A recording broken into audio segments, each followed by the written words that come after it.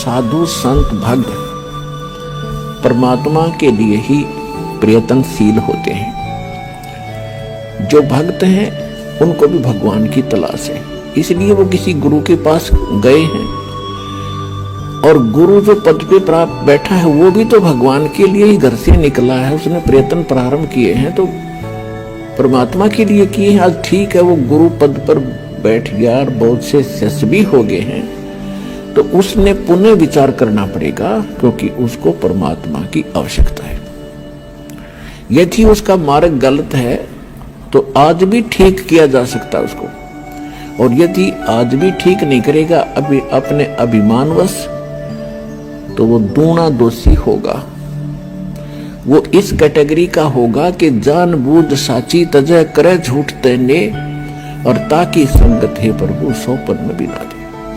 वो कृतघ्नी व्यक्ति होगा, चाहे वैसे गुरु बना बैठा है, जिसको ये पता लग गया तेरा ज्ञान गलत, तेरा नाम गलत, तेरी साधना गलत, और वो फिर भी हार मानने को स्वीकार तैयार नहीं है, यानी फिर भी ये नहीं कहता अपने शिष्यों को कि अभी मेरा मार्ग गलत है, तो वो कृतघ्नी प्राणी बताया है। उसके विषय में कहा है कि जानबूझ साची तजय और करे झूठ तेने, और ताकि संगत है प्रभु सोपन में भी नहीं थे। इसे नालायक आदमी की तो सपने में भी भेंट नहीं होनी चाहिए इसके साथ। और जो उनके फंसे बैठे हैं भोली श्रद्धालु, अब उन्होंने स्वयं सोचना पड़ेगा।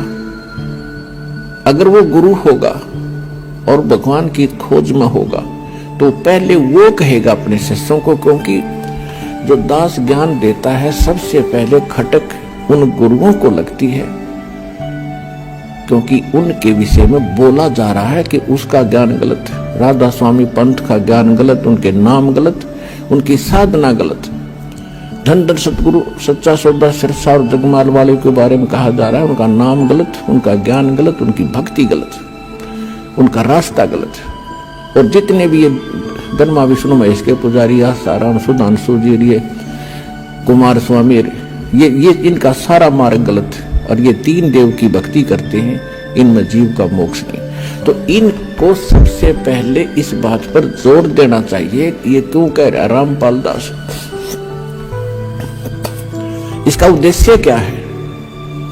कम से कम उद्देश्य जानकर हमारे सदग्रंथों को, लिटरेचर को पढ़ ये संत दास की उनसे विनम्र प्रार्थना है, उनका भी जीव रक्षा होगी।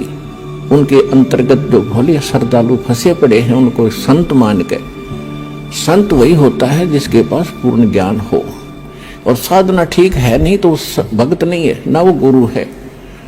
वो तो एक अपना जीवन नाश कर रहे हैं, तो उनसे दास उनके हित के लिए कह रहा है। जैसे कोई रास्ते में जा रहा है और काफी लंबे सफर पर पहुंच गया और वहां उसको कोई टोक रहा है, कहां जा रहे हो भाई, तो उस स्थान का नाम बताते हैं और वहां कोई व्यक्ति खड़ा है, वो कहता है ये रास्ता ठीक नहीं है आपका, आप बहुत गलत जा रहे हो। तो उस व्यक्ति को क्या करना चाहिए? 1 2 4 और से सलाह लेनी चाहिए, भी सचमुच मैं जा रहा हूं, ये मार्ग ठीक है कि नहीं। और उसके साथ झगड़ने लग जा कि तू क्यों बोल रहा है मेरे मार्ग को गलत, तूने कैसे बता दिया गलत। तो ये बुद्धिमान का काम नहीं, ये तो महान नीच व्यक्ति करता है ऐसा व्यवहार।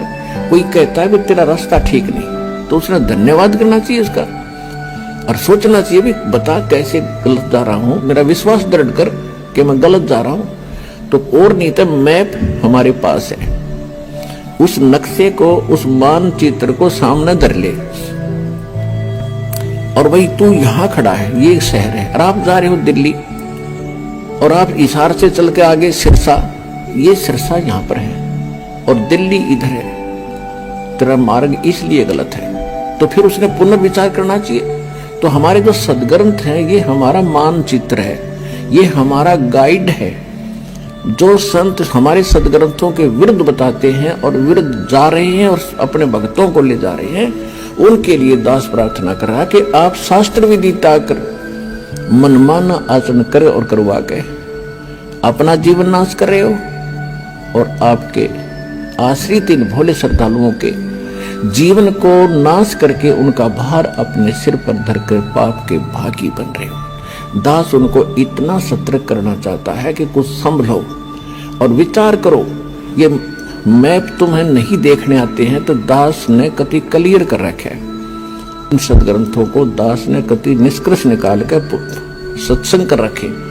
इनको संत भी सुने, उनके चेले भी सुने, अगर उनका समझ में आओ तो ग्रहण करें, ना कोई जोर जबरदस्ती नहीं। वैसे ही किसी के साथ झगड़ा कर लेते हैं, तुमने ऐसे गलत क्यों कह दिया, पहले देखो गलत क्यों कहा। तो ये तो एक सभ्यता, एक नेक व्यक्ति के लक्षण। और एक बेमतलब उसको सच्चा रास्ता दिखावे, उसके भले में कहे, उसके साथ वो झगड़ा करता है तो कहते हैं कहे भली माने बुरी। और यही परीक्षा नीच आदमी की यही परीक्षा होती है कि उसके भले की कहेंगे तो उसको हानि करता है। कबीर साहब कहते हैं कि साच कहूं तो जग नहीं माने और झूठा जग पतियासी। अगर साच कहूं तो जग नहीं मानता, इन झूठों की बात पर विश्वास किए बैठे हैं। कहते 9 मन सूत उलझिया, ये ऋषि रहे झकमार, और सतगुरु यानी तत्वदर्शी संत ईसा सुलझा दे उलझन दूजी बार। अब ईसा सुलझा दिया है, इस कलयुग में नहीं उलझ सकता भी। अब ये थोड़े से दिन में ये ट्या ट्या करने वाले हैं ना विरोधी, सिर पटक कर बैठ जाएंगे। जनता है ना, बोलने नहीं देगा। बच्चा भी बस चुप हो जाओ, तेरे दिन सुन ली तुम्हारी ये बकवाद। अरे सामने प्रमाण दिखा रहा है, दास ने गला पड़ा लिया और जेल तक जा लिया इस सच्चाई को ऊपर लाने के लिए, और ये फिर भी बकवाद कर रहे हैं। इस दास ने तो न्यौछावर कर रखा है जीवन परमात्मा के लिए। परमात्मा के बच्चों तक इस तत्व ज्ञान को पहुंचा कर छोड़ूंगा, चाहे कुछ भी बीतो मेरे साथ।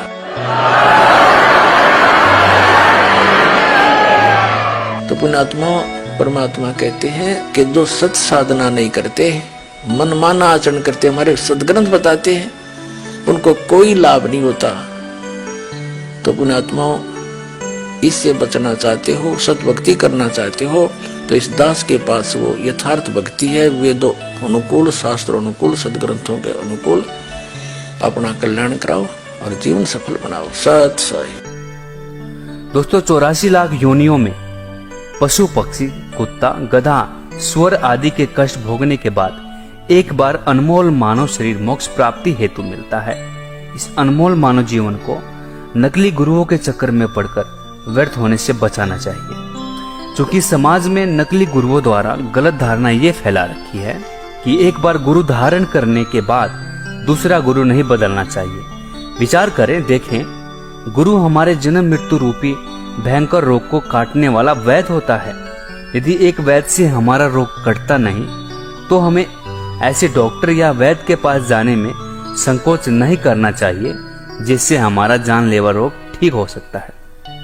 कबीर साहब जी कहते हैं कि जब तक गुरु मिले ना साचा, तब तक गुरु करो 10 पांचा। दोस्तों, आप खुद विचार करें, कहीं कोई अज्ञानी और नकली गुरु आपके इस अनमोल मानव जीवन के साथ खिलवाड़ तो नहीं कर रहा है। मानव जीवन के कल्याणार्थ संपूर्ण आध्यात्मिक ज्ञान के रहस्यों को जानने के लिए जगत गुरु तत्वदर्शी संत रामपाल जी महाराज के मंगल प्रवचन अब प्रतिदिन सुनिए। MH1 श्रद्धा टीवी पर दोपहर 2 से 3 बजे, सारथी टीवी पर शाम 6:30 से 7:30 बजे, साधना टीवी पर शाम 7:30 से 8:30 बजे, ईश्वर टीवी पर रात 8:30 से 9:30 बजे।